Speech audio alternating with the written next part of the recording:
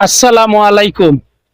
দিনী ভাই বোনদের শিক্ষা গ্রহণের লক্ষ্যে একটি ইসলামিক ছোট গল্প সহিহ হাদিসের আলোকে উপস্থাপন করব। আশা করি এর থেকে দিনী শিক্ষা গ্রহণ করবেন। একজন সাহাবীর প্রয়োজন মেটানোর জন্য নবীজি সাল্লাল্লাহু আলাইহি ওয়াসাল্লাম এক ইহুদির কাছ থেকে ঋণ নেন। ঋণ গ্রহণের সময় বিধান হলো ঋণ ফেরতের তারিখ নির্ধারণ করা। নবীজি সাল্লাল্লাহু আলাইহি ওয়াসাল্লাম ইহুদিকে একটি তারিখ বললেন, যে তারিখে তিনি ঋণ ফেরত দিবেন। একদিন নবীজি সাল্লাল্লাহু আলাইহি ওয়াসাল্লাম সাহাবীদেরকে নিয়ে একটি জানাজাত থেকে ফিরছেন। তার সাথে ছিলেন আবু বকর, ওমর রাদিয়াল্লাহু তাআলা আনহু মতো মহান সাহাবী। ঠিক সেই সময় ওই ইহুদি লোকটি নবীজি সাল্লাল্লাহু আলাইহি ওয়াসাল্লাম গলার চাদর ধরে রাগান্বিত অবস্থায় অভদ্র ভাষায় বললেও, ও মোহাম্মদ, আমার কাছ থেকে যে ঋণ নিয়েছিলে সেই অর্থ কোথায়? আমি তো তোমার পরিবারকে চিনি। ঋণ নিলে তোমাদের আর কোনো খবর থাকে না। নবীজি সাল্লাল্লাহু আলাইহি ওয়াসাল্লাম মদিনা রাষ্ট্রের রাষ্ট্রপ্রধান। তার কথায় সাহাবীরা নিজেদের জীবন দিয়ে দিতে পারেন। তিনি যদি সাহাবীদের একটু ইশারা দেন, তাহলে সাহাবীরা ওই ইহুদির গর্দান উড়িয়ে ফেলতে পারে। তাকে সবার সামনে এত বড় অপমান করা হলো, অথচ ঋণ পরিশোধের যে তারিখ ধার্য করা হয়েছিল সেটা এখনো বাকি আছে। সময়ের আগে সুন্দরভাবে নাচে এভাবে অভদ্র ভাষায় দাবি করতে হবে। ওমর রাদিয়াল্লাহু তাআলা আনহু সহ্য করতে পারলেন না, বললেন, ইয়া রাসূলুল্লাহ, আপনি অনুমতি দিন, তার গলার থেকে মাথা বিচ্ছিন্ন করে ফেলি। নবীজি সাল্লাল্লাহু আলাইহি ওয়াসাল্লাম এক্ষেত্রে যেমন ক্ষমতা ছিল তেমনি তিনি ন্যায় ছিলেন। কারণ ঋণ পরিশোধের সময় এর পূর্বেই ইহুদি লোকটি তার চাদর ধরে অপমান করছে। ইহুদির অমার্জিত আচরণকে তিনি শাস্তি দিতে পারেন। ইহুদিরা তাকে নবী বলে স্বীকৃতি না দিক, তারা তাকে রাষ্ট্রপ্রধান, চিফ জাস্টিস হিসাবে তো স্বীকৃতি দেয়। মদিনা সনদের আলোকে নবীজি সাল্লাল্লাহু আলাইহি ওয়াসাল্লাম ইহুদিকে আইনের আওতায় এনে শাস্তি দেবার অধিকার রাখেন। কিন্তু তিনি উল্টো উমর ইবনুল খাত্তাবকে বললেন, ওমর, তোমার কাছ থেকে তো উত্তম ব্যবহার আশা করা যায়। তুমি এভাবে না বলে বরং আমাকে বলতে পারতে আপনি তার ঋণ পরিশোধ করুন, কিংবা তাকে বলতে পারতে আপনি সুন্দরভাবে ঋণের কথা বলতে পারতেন।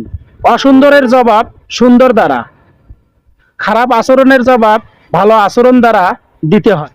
সেটা নবীজি সাল্লাল্লাহু আলাইহি ওয়াসাল্লাম ওমর রাদিয়াল্লাহু তাআলা আনহুকে সহ সাথে সকল উপস্থিত সাহাবীদেরকে শেখালেন। অতঃপর রাসূল সাল্লাল্লাহু আলাইহি ওয়াসাল্লাম ওমর রাদিয়াল্লাহু তাআলা আনহুকে নির্দেশ দিলেন, ওমর, যাও তার সাথে এবং তাকে তার ঋণ পরিশোধের পর আরো 32 কেজি খেজুর দিও, কারণ তুমি তাকে ভয় দেখিয়েছো। ওমর রাদিয়াল্লাহু তাআলা আনহু ইহুদিকে সাথে নিয়ে গেল, তাকে তার প্রাপ্য ঋণ প্রদান করলেন এবং সাথে আরো 32 কেজি মতো খেজুর দিলেন। ইহুদি তো অবাক, সে একে তো সময়ের আগে পাওনা দাবি করছে, তার উপর সবার সামনে নবীজিকে অপমান করছে। তবুও নবীজি সাল্লাল্লাহু আলাইহি ওয়াসাল্লাম তাকে পাওনা দিয়ে দিলেন, সাথে দিচ্ছেন আরো 32 কেজি খেজুর। সে জিজ্ঞেস করলো, অতিরিক্ত এগুলো কেন? ওমর রাদিয়াল্লাহু তাআলা আনহু বললেন, কারণ আমি তোমাকে হুমকি দিয়েছি, সেটার কাফফারা হিসাবে নবীজি সাল্লাল্লাহু আলাইহি ওয়াসাল্লাম এগুলো দিতে বলেছেন। এটা শুনে ইহুদি বলল, উমর, তুমি কি জানো আমি কে? ওমর রাদিয়াল্লাহু তাআলা আনহু বললেন, না, আমি জানি না। তুমি কে? ইহুদি বলল, আমি যায়েদ ইবনে সুনাহ। তার নাম শুনে ওমর রাদিয়াল্লাহু তাআলা আনহু চক্ষু কপালে উঠে গেল, কারণ যায়েদ ইবনে সুনাহ মদিনার সেই বিখ্যাত ইহুদির রাবাই, ইহুদিদের আলেম। ওমর রাদিয়াল্লাহু তাআলা আনহু তার নাম জানতেন, কিন্তু তিনি যে ওই ব্যক্তি, সেটা তিনি জানতেন না। বাইজিদ ইবনে সুনাহ বললেন, হ্যাঁ, আমি সেই ইহুদি রাবাইন। আমাদের ধর্মগ্রন্থ অনুযায়ী মুহাম্মদ সাল্লাল্লাহু আলাইহি ওয়াসাল্লাম নবী হবার প্রমাণের যত ভবিষ্যৎবাণী পাওয়া যায় সবগুলোই আমি তার মধ্যে পেয়েছি। শুধু দুটো বিষয় পরীক্ষা করার বাকি ছিল।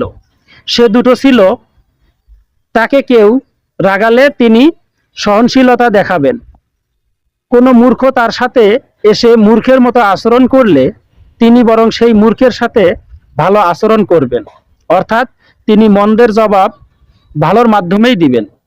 বাইজিদ ইবনে সুনাহ নবীজি সাল্লাল্লাহু আলাইহি ওয়াসাল্লাম মধ্যে সেই দুটো গুণ এবার দেখতে পান। তিনি নবীজি সাল্লাল্লাহু আলাইহি ওয়াসাল্লাম রাগানো সত্ত্বেও নবীজি সাল্লাল্লাহু আলাইহি ওয়াসাল্লাম তার সাথে রাগ করেননি, উল্টো তার পাওনা অর্থের বেশি তাকে দিয়েছেন।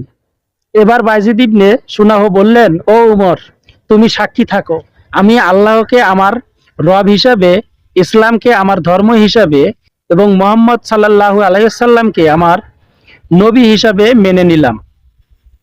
আমার অনেক সম্পদ আছে, আমি আমার অর্ধেক সম্পদ ইসলামের তরে দান করে দিলাম। খারাপকে খারাপ আচরণ দ্বারা নয়, ভালোর আচরণ দ্বারায় ঠিক করা যায়। তাই সবাই আসুন ভালো ব্যবহার দেখাই, ভালো ব্যবহার করেই ভালো পথে আসি, আর সবাইকে ভালো পথে আসার তৌফিক দান করুক। সবাই কমেন্টে আমিন লিখে যাবেন।